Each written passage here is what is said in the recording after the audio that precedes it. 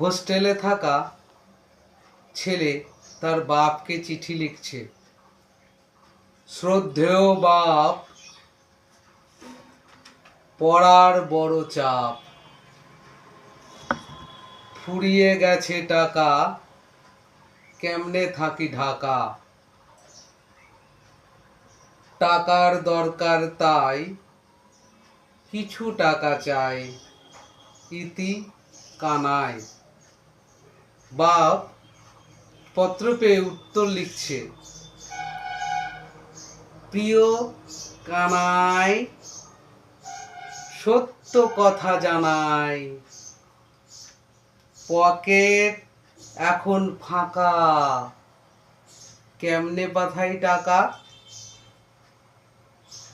টাকার বড় অভাব, ইতি তোর বাপ।